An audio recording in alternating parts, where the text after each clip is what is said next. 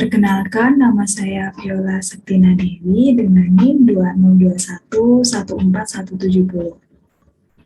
Kali ini saya akan menjelaskan materi mengenai perekonomian Indonesia dengan beberapa penjabaran materi.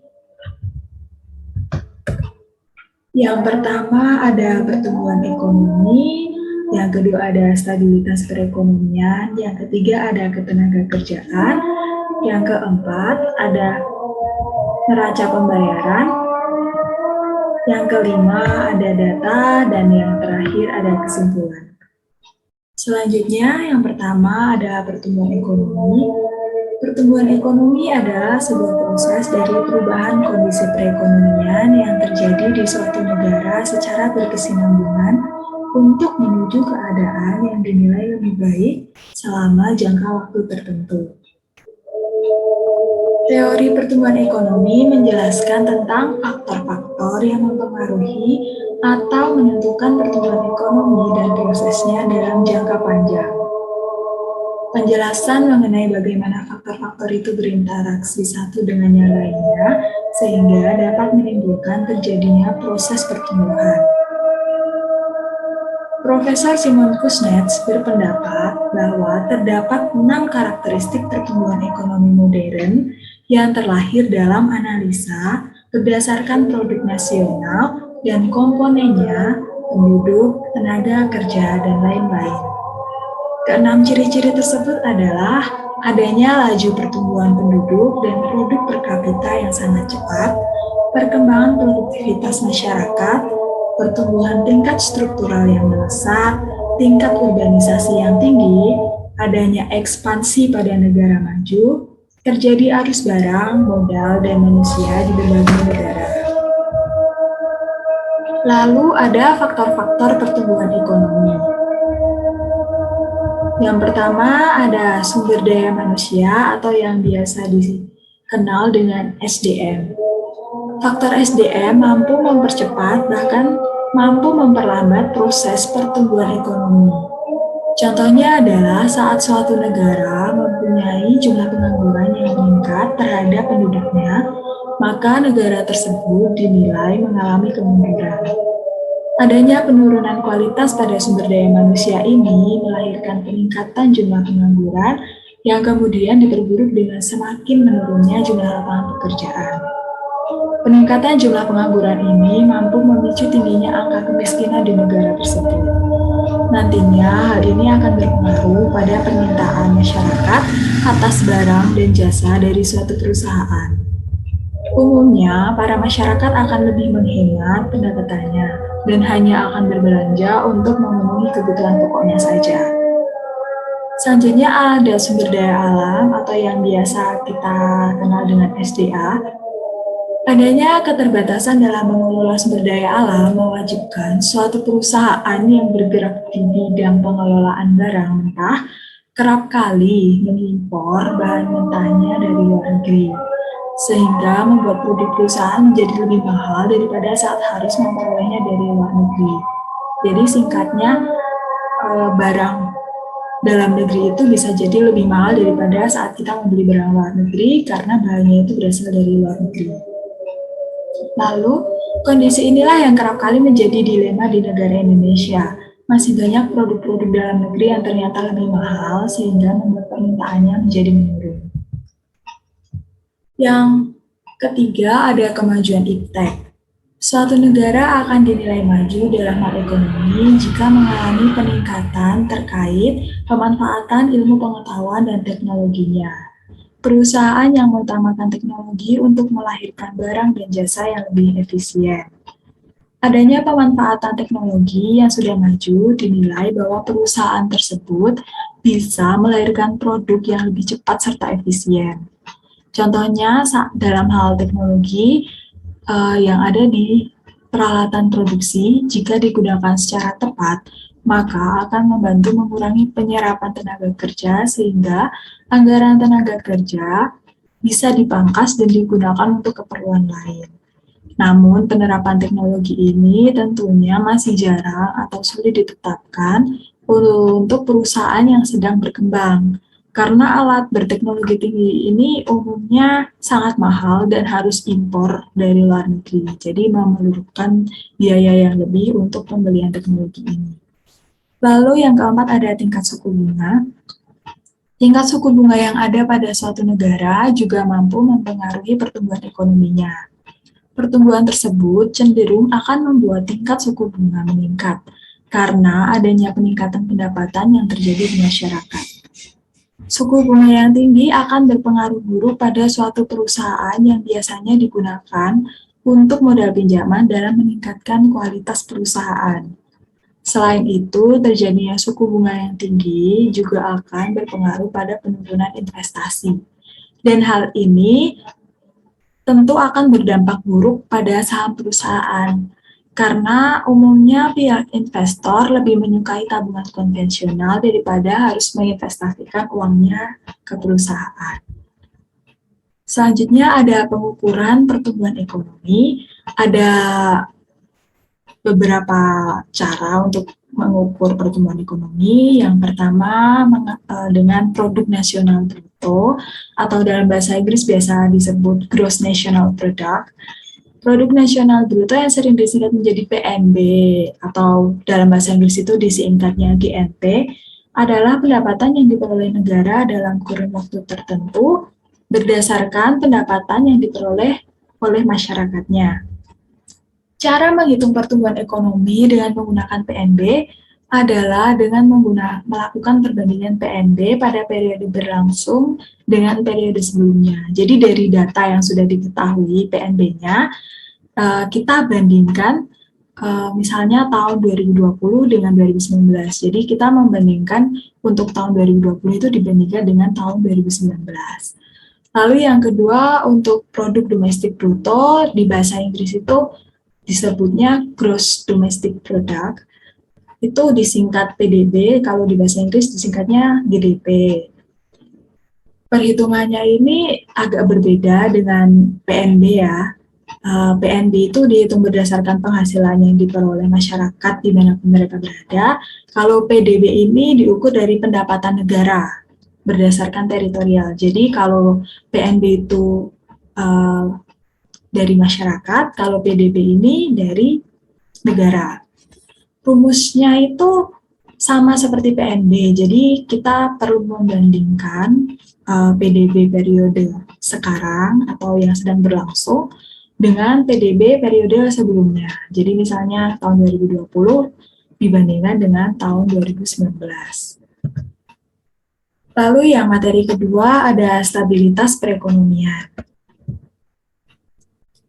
Stabilitas perekonomian adalah prasyarat dasar untuk tercapainya peningkatan kesejahteraan rakyat melalui pertumbuhan yang tinggi dan peningkatan kualitas pertumbuhan.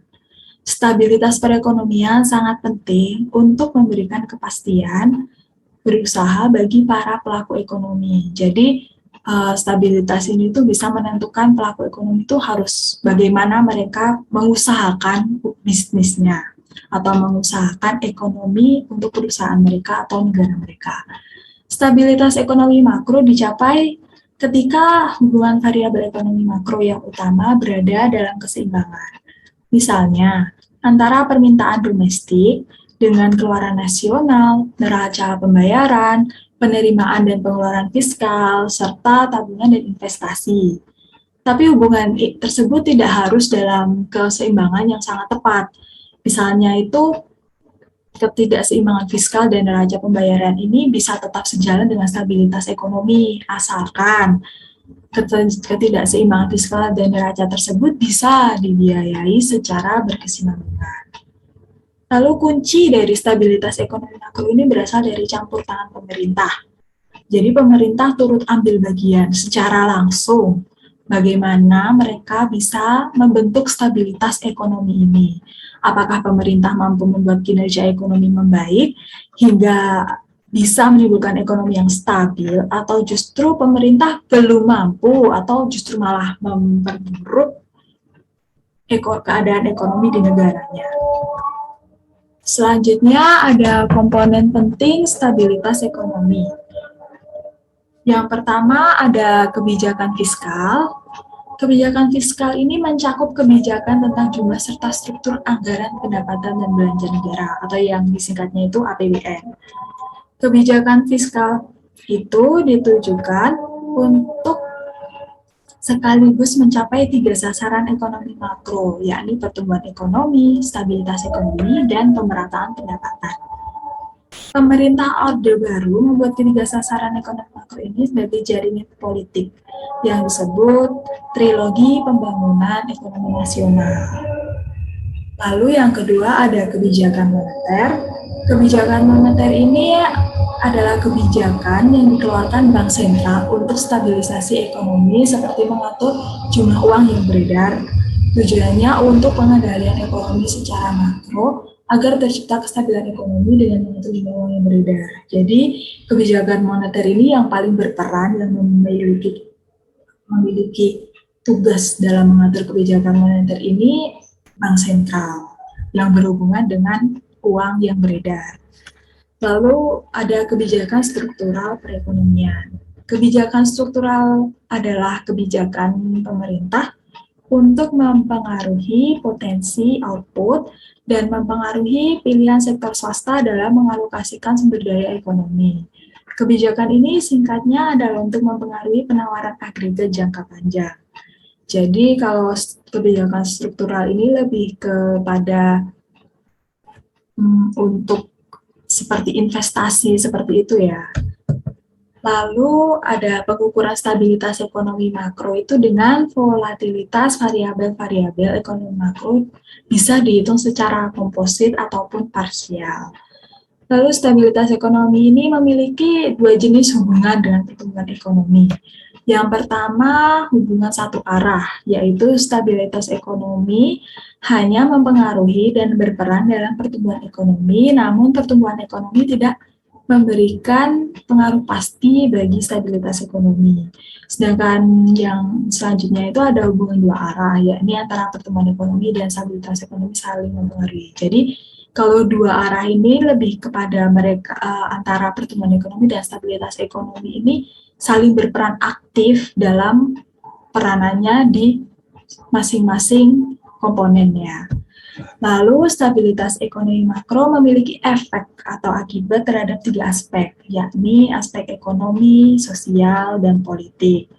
Ketiga aspek ini memiliki masing-masing dampak positif maupun negatifnya. Dan dampak ini juga pastinya sangat berpengaruh ya terhadap stabilitas ekonomi untuk stabilitas ekonomi ke depannya.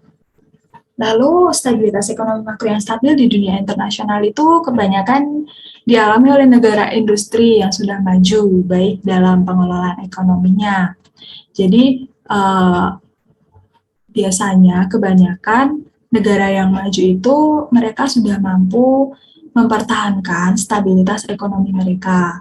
Tapi untuk negara berkembang ini cenderung kurang stabil dalam membangun ekonomi karena masih sering berubah-ubah atau belum terjadi keseimbangan dalam ekonominya. Dalam usaha membuat ekonomi makro stabil, negara tidak hanya sendiri. Apabila negara bekerja sama atau menjadi anggota IMF, maka IMF ini akan berusaha sebaik mungkin untuk turut membantu mengatasi krisis ekonomi untuk negara-negara yang menjadi anggota IMF apabila mereka mengalami krisis ekonomi. Nah, program ini biasanya disebut program stabilisasi IMF atau program yang dilakukan oleh IMF. Lalu yang ketiga ada ketenaga kerjaan. Tenaga kerja ini, pengertian dari tenaga kerja ini adalah orang yang dianggap dapat bekerja dan sanggup bekerja untuk menghasilkan barang dan jasa untuk kebutuhan sendiri atau masyarakat, walaupun tidak ada permintaan kerja. Nah, sedangkan ketenaga kerjaan ini, segala hal berhubungan dengan tenaga kerja pada waktu sebelum, selama, dan sesudah masa kerja. Jadi, ketenaga kerjaan itu mengurusi semua hal tentang tenaga kerja. Lalu untuk undang-undang dan peraturan ketenaga kerjaan, berdasarkan Undang-Undang Nomor 13 Tahun 2003 ini, dijelaskan ketenaga kerjaan itu seperti yang saya jelaskan sebelumnya, segala sesuatu yang berkaitan dengan tenaga kerja, baik pada waktu sebelum, selama, dan sesudah masa kerja. Jadi, ketenaga kerjaan ini mengatur segala hal tentang tenaga kerja, dan undang-undangnya itu ada pada Undang-Undang Nomor 13 Tahun 2003. Dalam undang-undang tersebut juga ada beberapa peraturan yang dilandasi dengan tujuan yang pertama, memberdayakan dan mendayagunakan tenaga kerja secara optimal dan manusiawi. Yang kedua, mewujudkan pemerataan kesempatan kerja dan penyediaan tenaga kerja yang sesuai dengan kebutuhan pembangunan nasional dan daerah. Yang ketiga, memberikan perlindungan kepada tenaga kerja dalam mewujudkan kesejahteraan. Yang keempat, meningkatkan kesejahteraan tenaga kerja dan keluarganya. Lalu ada pasal 5 UU nomor 13 tahun 2003 itu ditegaskan bahwa setiap tenaga kerja memiliki kesempatan yang sama untuk memperoleh pekerjaan tanpa adanya diskriminasi. Jadi seluruh tenaga kerja itu mereka memiliki kesempatan, mereka memiliki hak yang sama untuk mendapatkan pekerjaan tanpa harus dibeda-bedakan. Selanjutnya ada klasifikasi tenaga kerja, ada beberapa klasifikasi atau pembagian pengertian tenaga kerja berdasarkan beberapa aspek. Yang pertama itu berdasarkan penduduknya. Tenaga kerja adalah seluruh jumlah penduduk yang dianggap dapat bekerja dan sanggup bekerja jika tidak ada permintaan kerja. Menurut Undang-Undang Tenaga Kerja, mereka yang dikelompokkan sebagai tenaga kerja yaitu mereka yang berusia antara 15 tahun sampai dengan 64 tahun. Jadi minimalnya 15 tahun dan maksimalnya 64 tahun. Lalu untuk bukan tenaga kerja itu mereka yang dianggap tidak mampu dan tidak mau bekerja meskipun ada permintaan kerja. Menurut Undang-Undang Tenaga Kerja Nomor 13 Tahun 2003, mereka itu penduduk yang di luar usia. Mereka yang bisa di bawah 15 tahun ataupun di atas 64 tahun.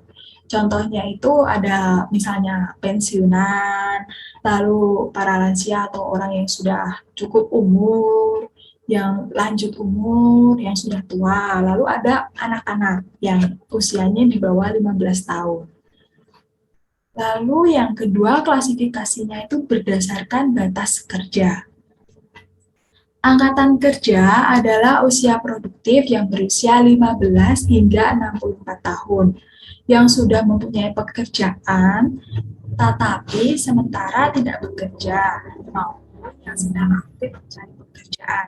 Jadi angkatan kerja ini mereka bisa dikatakan memiliki kesempatan untuk bekerja, namun belum memiliki pekerjaan atau sementara ini tidak bekerja. Lalu ada bukan angkatan kerja itu mereka yang berumur 10 tahun ke atas yang kegiatannya hanya bersekolah, mengurus rumah tangga, dan lain-lainnya. Kelompok bukan angkatan kerja ini ada anak sekolah, ada mahasiswa, ada ibu rumah tangga, ada orang yang disabilitas atau pengangguran sukarela.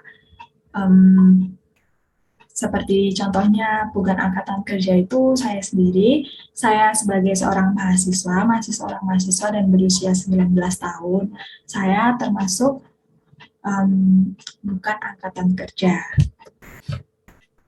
Lalu yang terakhir, berdasarkan segi keahlian atau kualitasnya dan juga pendidikannya. Tenaga kerja terdidik itu tenaga kerja yang memiliki suatu keahlian atau kemahiran di bidang tertentu dengan cara sekolah atau pendidikan formal baik formal maupun non formal. Jadi tenaga kerja terdidik ini dia lebih memiliki keahlian. Misalnya mereka bisa meningkatkan skill mereka bisa dengan sekolah ataupun seperti kursus seperti itu. Nah, contohnya itu pengacara, guru, dan lain-lain. Jadi profesi-profesi seperti ini termasuk tenaga kerja terdidik. Lalu tenaga kerja terlatih ini tenaga kerja yang memiliki keahlian dalam bidang tertentu dengan melalui pengalaman kerja. Tenaga kerja terampil dibutuhkan untuk latihan secara berulang-ulang sehingga mampu menguasai pekerjaan tersebut. Jadi tenaga kerja terampil ini mereka yang benar-benar ahli dalam bidangnya dan sudah expert seperti itu. Contohnya itu ada apoteker, ahli bedah, mekanik, dan juga banyak lainnya. Lalu ada tenaga kerja tidak terdidik dan tidak terlatih, ini tenaga kerja kasar yang hanya mengandalkan tenaga saja. Jadi mereka itu tidak perlu bersekolah, tidak perlu kursus, tidak perlu praktek secara berulang-ulang, tapi bisa langsung bekerja dengan mengandalkan tenaga. Contohnya itu ada kuli, buruh angkut, pembantu rumah tangga, dan sebagainya. Lalu ada batas usia tenaga kerja dan tenaga kerja anak di Indonesia. Menurut pasal 68 Undang-Undang Nomor 13 Tahun 2003 disebutkan bahwa pengusaha dilarang mempekerjakan anak. Dan dalam ketentuan undang-undang tersebut, anak adalah setiap orang yang berumur di bawah 18 tahun. Berarti 18 tahun adalah usia minimum yang dibolehkan pemerintah untuk bekerja. Nah, padahal kan tadi disebutkan ya di tenaga kerja itu yang usianya 15 hingga 64 tahun, tapi ternyata pemerintah itu memperbolehkan bekerja itu bagi yang berusia 18 tahun ke atas. Sedangkan di bawah 18 tahun itu belum diperbolehkan untuk bekerja. Dalam undang-undang yang sama, pasal 69, 70, dan 71 dijelaskan pengecualian bagi anak usia 13 hingga 15 tahun yang diizinkan melakukan pekerjaan ringan, sepanjang tidak mengganggu perkembangan dan kesehatan fisik, mental, dan sosial. Jadi mereka bisa, boleh untuk bekerja, asalkan tidak mengganggu kepribadian mereka atau kepentingan mereka yang lainnya. Lalu dengan anak usia minimum 14 tahun dapat melakukan pekerjaan di tempat kerja yang merupakan bagian dari kurikulum pendidikan atau pelatihan dan anak dapat melakukan pekerjaan untuk mengembangkan bakat dan minatnya. Jadi, lalu ada mengenai pengupahan. Pengupahan itu menurut pasal 92 ayat 1 UU nomor 13 tahun 2003 itu perusahaan mempunyai hak untuk menyusun struktur dan skala upah dengan memperhatikan golongan, jabatan, masa kerja, pendidikan, dan kompetensi. Maka biasanya upah bagi golongan pekerja sangat muda ini berada di bawah pekerja biasanya karena kebutuhan mereka juga masih belum banyak dan tuntutan pekerja mereka juga bisa dibilang masih ringan dibandingkan pekerja yang sudah memenuhi syarat-syarat tenaga kerja. Lalu materi yang ketiga ada neraca pembayaran Indonesia. Neraca pembayaran Indonesia atau yang biasa disingkat NPI ini adalah pencatatan atas transaksi ekonomi yang terjadi antara penduduk dengan bukan penduduk Indonesia pada suatu periode tertentu. Tujuan statistiknya, kenapa harus dibuat? Itu yang pertama untuk mengetahui peranan sektor eksternal dalam perekonomian, yang kedua mengetahui aliran sumber daya dengan negara lain, yang ketiga mengetahui struktur ekonomi dan perdagangan, yang keempat mengetahui permasalahan utang luar negeri, yang kelima mengetahui perubahan devisa dan potensi terhadap tekanan terhadap nilai tukar. Lalu yang keenam ada sebagai sumber data dan informasi dalam menyusun anggaran devisa, dan yang terakhir sebagai sumber penyusunan data statistik neraca nasional. Transaksi yang dicatat di NPI akibat adanya pertukaran atau transfer nilai ekonomi antara penduduk Indonesia. Yang pertama itu ada penjualan dan pembelian barang dengan negara lain. Yang kedua ada pembelian dan penggunaan jasa kepada atau dengan dari negara lain. Yang ketiga ada pendapatan dan investasi. Yang keempat ada investasi finansial antara lain dalam bentuk saham dan juga surat utang. Yang kelima ada pemberian atau penerimaan uang, barang, dan jasa tanpa ada imbalan langsung. Lalu ada komponen struktur NPI. Yang pertama itu ada transaksi berjalan. terdiri dari perdagangan barang, baik ekspor maupun impor. Yang kedua ada jasa, yang ketiga ada penghasilan barang. Yang kedua, transaksi modal dan keuangan. Yang pertama ada transaksi keuangan di luar cadangan devisa. Itu terdiri dari perekonomian modal langsung, investasi surat berharga, dan juga investasi lainnya. Lalu ada perubahan cadangan devisa. Yang ketiga ada selisih perhitungan. Dan yang keempat, pencatatan dilakukan saat terjadi pemindahan kepemilikan dengan nilai yang telah disepakati transaksi yang telah disepakati. Lalu untuk transaksi berjalan ini dicatatnya itu saat pergantian kepemilikan legal barang, kesediaan jasa, penghasilan bertambah atau berkurang. Dan transaksi finansial ini dicatat saat transaksi muncul dalam pembukuan transaktor. Pencatatan dilakukan dengan sistem double entry karena beberapa transaksi tidak terukur secara akurat. Bisa terjadi kesalahan atau bahkan bisa tidak tercatat. Lalu ada satuan hitung dan konversi ini menggunakan satuan mata uang US dollar atau USD. Dan residensi dan penduduk Indonesia itu ada lembaga pemerintah, lembaga keuangan dan perusahaan, bukan lembaga keuangan, ada lembaga nirlaba, dan juga ada rumah tangga dan perorangan. Lalu ada beberapa pembagian komponen dari NPI. Yang pertama itu ada barang. Barang itu isi komponen standarnya itu ada barang dagangan umum, barang umum diproses, barang yang diperbaiki, barang yang diperoleh dari pelabuhan emas non moneter. Lalu untuk valuasi barang ini dicatat sesuai dengan harga pasar. Dan kedua ada jasa. Komponen jasa itu terdiri dari transaksi penyediaan jasa oleh penduduk Indonesia ke bukan penduduk Indonesia, atau arus ini disebut arus inflow. Dan juga kalau misalnya dari bukan penduduk Indonesia ke penduduk Indonesia ini disebut outflow. Lalu jenis jasa terdiri dari jasa transportasi, travel, jasa komunikasi, jasa personal, kultural, dan rekreasi, ada jasa pemerintah, dan jasa bisnis lainnya. Selanjutnya ada pendapatan. Pendapatan atau hasil yang timbul dari penyediaan faktor produksi tenaga kerja dan modal finansial. Ini merupakan pengertian dari pendapatan. Komponennya itu ada penerimaan atau pembayaran atas investasi langsung, investasi portofolio, dan investasi lainnya. Valuasi dan waktu pencatatan ini dihitung sebelum dikurangi pajak, dan nilai pajak dicatat dalam transfer berjalan dan harus dicatat secara akrual atau secara saat ini. Lalu ada transfer berjalan. Transfer berjalan ini diklasifikasikan menjadi sektor institusional, yaitu yang menerima dan yang ditransfer. Sektor pemerintah itu ada bantuan yang diterima dan dalam bentuk bukan barang, dan sektor lainnya itu ada remitansi, tenaga kerja, dan transfer lainnya. Lalu ada transaksi modal. Transfer modal ini transfer kepemilikan aktiva tetap yang tidak secara langsung terkait dengan produksi dan konsumsi. Lalu ada transaksi finansial dan posisi internasional Indonesia. Transaksi ini berisi transaksi terkait perubahan kepemilikan aset dan kewajiban finansial luar negeri suatu ekonomi dalam suatu periode. Lalu ada investasi langsung. Investasi langsung ini adalah investasi internasional yang dilakukan oleh penduduk suatu negara pada suatu perusahaan investasi langsung di negara lain untuk keperluan jangka panjang. Lalu ada cadangan devisa.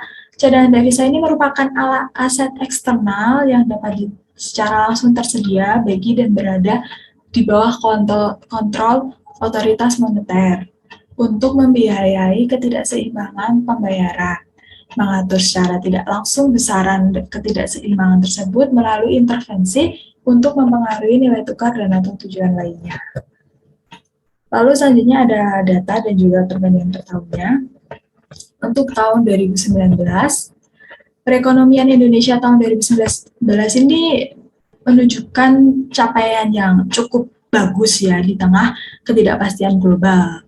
Karena perekonomian Indonesia ini tumbuh sekitar 5,2%, lebih baik daripada jika dibandingkan dengan pertumbuhan ekonomi Asia Tenggara ini hanya 4,40%. Jadi selisihnya antara perekonomian Indonesia dengan Asia Tenggara ini sekitar 1% ya. Lalu pertumbuhan ekonomi tahun 2019 ini bisa dilihat dari inflasinya itu ada 2,72%. Ini di bawah targetnya karena pemerintah itu menargetkan bahwa inflasi ini ditargetkan sekitar 3,50, tapi justru pada kenyataannya itu hanya 2,72%. Nah, ini menurut Menkeu, hal tersebut tidak lepas dari penguatan sinergi antara pemerintah pusat, pemerintah daerah, serta Bank Indonesia melalui tim pengendalian inflasi nasional yang berfokus pada konsep 4K, ada keterjangkauan harga, ketersediaan pasokan, kelancaran distribusi, dan komunikasi efektif. Lalu capaian apresiasi nilai tukar rupiah ini selaras dengan terjaganya cadangan devisa nasional pada akhir tahun 2019. Cadangan devisanya ini sebesar 129,18 miliar USD, lebih baik daripada tahun 2018 yang hanya sebesar 120,65 USD. Jadi ada selisih sekitar 9 USD, 9 miliar USD. Lalu untuk neraca pembayaran ini dicatatnya itu surplus 4,68 miliar USD. Ini meningkat daripada tahun 2018 yang justru defisit 7,13 miliar USD. Lalu ada indeks pembangunan manusia ini mencapai angka 71,92% dan tingkat pengangguran terbuka ini hanya sebesar 5,28%. Dan juga presentase penduduk miskin ini 9,22% dan rasio Gini yang lebih baik pada angka 0,380. Selanjutnya untuk data tahun 2020 ini dikutip dari BPS. BPS ini sudah merilis data dari tahun 2020. Pertumbuhan ini mengalami peningkatan sebesar 2,07% situsi dibandingkan tahun 2019.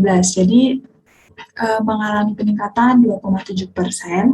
Dan PDB-nya ini mencapai 15.434,2 triliun rupiah. Dan PDB per kapitanya mencapai 56,9 juta rupiah atau sekitar 3.911,7 US dollar. Dari sisi produksi ini banyak yang paling mengalami peningkatan itu dari usaha transportasi dan pergudangan yang sebesar 15,04%. Lalu dari pengeluaran ini semuanya dari pengeluaran hampir semua komponen ini mengalami peningkatan juga. Komponen ekspor barang dan jasa menjadi komponen dengan kontraksi terdalam sebesar 7,70%. Sementara impor barang dan jasa ini mengurangi kontraksi sebesar 14,71%.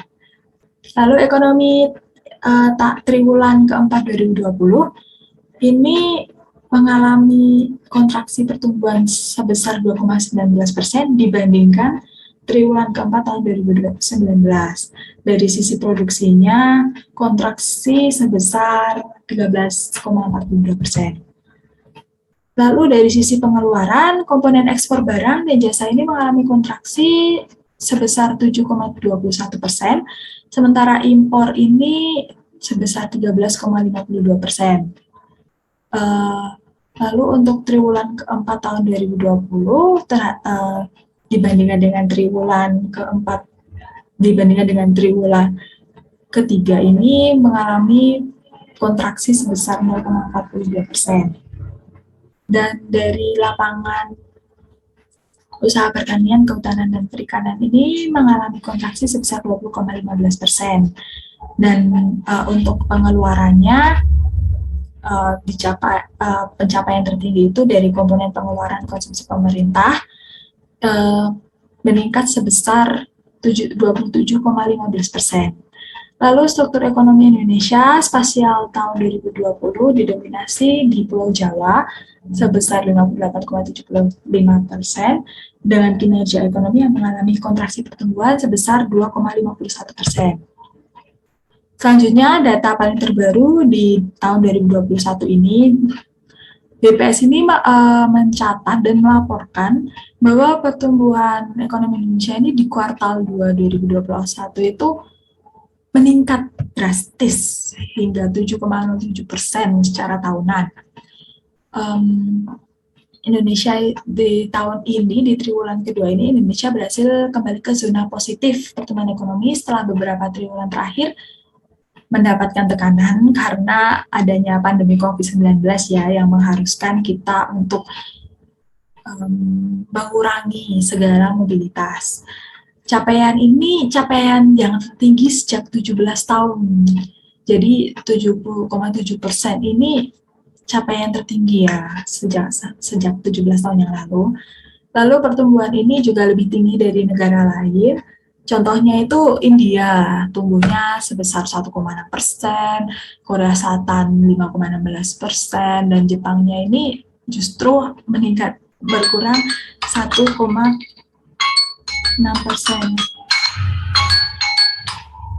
Lalu untuk selanjutnya, pemerintah menyebut bahwa pertumbuhan ekonomi yang meningkat 7,7% ini menandakan strategi yang disusun cukup berhasil.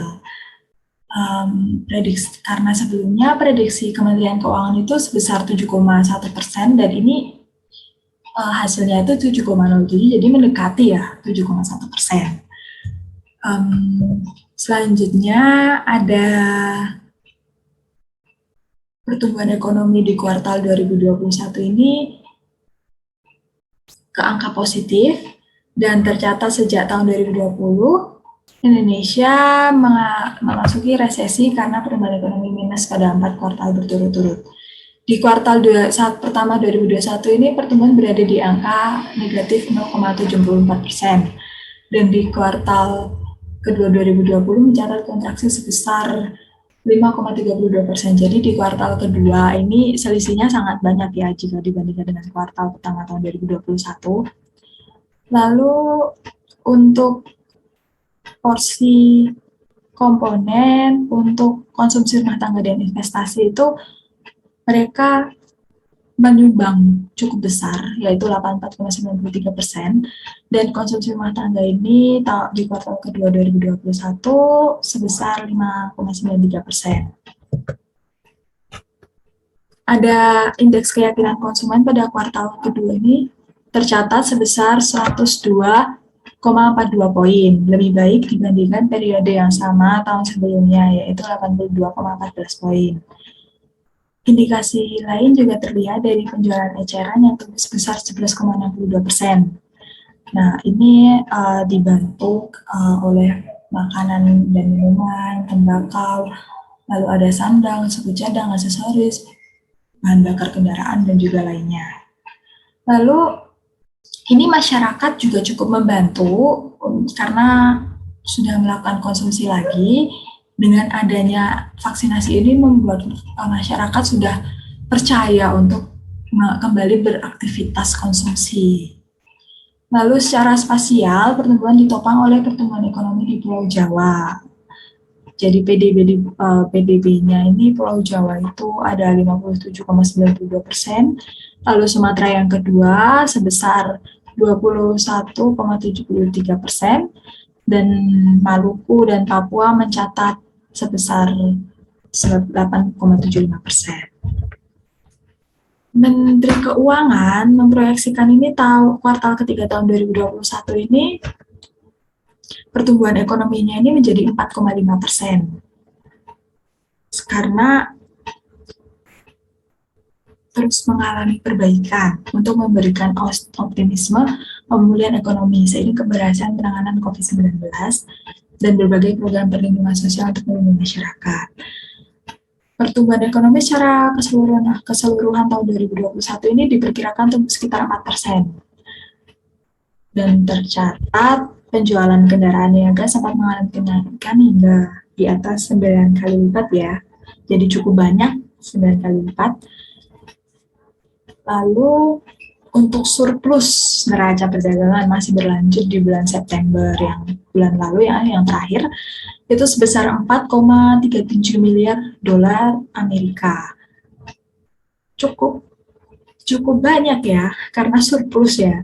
Nah, capaian ini merupakan hasil dari surplus non migas di mana kinerja kumulatifnya untuk tahun 2021 lebih tinggi dibanding dari tahun 2020. Jadi non-migas ini memberikan kontribusi yang cukup besar dibandingkan tahun 2020. Lalu yang terakhir, atas data-data tersebut, kesimpulannya ini pertumbuhan ekonomi dipengaruhi oleh beberapa data, ada stabilitas ekonomi makro, perkembangan tenaga kerjaan, dan neraca pembayaran Indonesia. Dilihat dari tahun 2019 hingga 2021, ke kuartal ketiga yang terakhir, itu banyak mengalami perubahan yang cenderung meningkat. Jadi bisa dilihat, ketika tahun 2019 mengalami penurunan, di tahun 2020 ternyata masih bisa meningkat. Dan walaupun di tahun 2020 itu terkena efek pandemi, di tahun 2021 ternyata pemerintah mampu meningkatkan kinerjanya sehingga banyak mengalami peningkatan di pertumbuhan ekonominya. Lalu pertumbuhan ekonomi Indonesia juga bisa lebih baik dari ekonomi global. Ini juga menunjukkan bahwa Indonesia sudah menunjukkan kinerja yang baik, dan hal ini diusahakan oleh Kementerian Keuangan untuk dipertahankan dan ditingkatkan ke depannya. Sekian penjelasan dari saya. Apabila ada salah kata saya, mohon maaf. Terima kasih atas kesempatan yang diberikan, dan selamat siang.